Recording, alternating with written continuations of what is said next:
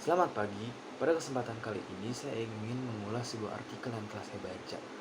Artikelnya berjudul Hukum Internasional Sengketa Perbatasan Laut di Perairan Natuna tentang sumber daya alam laut berbasis perbatasan perairan. Diterbitkan oleh Jurnal Hukum Indonesia volume 13 nomor 1 Juli 2020. Artikel ini ditulis oleh Dian Narwastuti, Arman Joneng, dan Novalita Sidabutar. Artikel ini tidak hanya membahas undang-undang yang berlaku di wilayah laut Indonesia, namun secara khusus membahas tentang peristiwa-peristiwa terkait wilayah laut Natuna yang diklaim oleh negara Cina sebagai wilayahnya.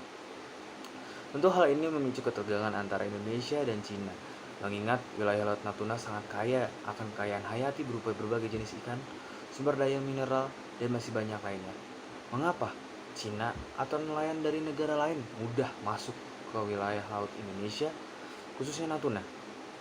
Hal ini disebabkan kurangnya patroli yang ketat saat itu, mengingat dibutuhkan dana yang cukup besar untuk melakukan pengawasan dan patroli wilayah laut, baik dari biaya bahan bakar, kendaraan patroli, dan masih banyak biaya lainnya. Kemudian pada akhirnya pemerintah Indonesia mengambil langkah untuk mencegah hal ini terjadi lagi. Yang pertama, untuk menegakkan kedaulatan di laut Natuna. Hal ini dilakukan agar wilayah laut Natuna diakui sebagai wilayah Indonesia, sehingga negara lain tidak dapat mengakuinya sebagai wilayahnya. Kemudian yang kedua, untuk memperkuat kekuatan Angkatan Laut Indonesia. Ini merupakan langkah penting bagi Indonesia untuk membuktikan bahwa pemerintah kita serius untuk menjaga kedaulatan dan kekayaan alam yang terkandung di wilayah laut Indonesia. Kemudian, yang ketiga, menetapkan kesepakatan yang jelas mengenai batas-batas wilayah perairan dengan negara tetangga. Semua itu dilakukan oleh pemerintah untuk membuktikan bahwa Indonesia bukanlah negara yang bisa diremehkan. Indonesia bukan negara yang negara lain bisa mengambil kekayaan sumber daya alamnya sesuka hati.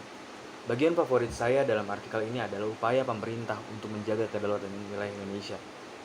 Karena ini membuktikan bahwa pemerintah Indonesia sangat sadar untuk mempertahankan kedaulatan Indonesia dan sangat serius. Sekian dari penyampaian saya. Jika ada salah kata, saya minta maaf. Terima kasih.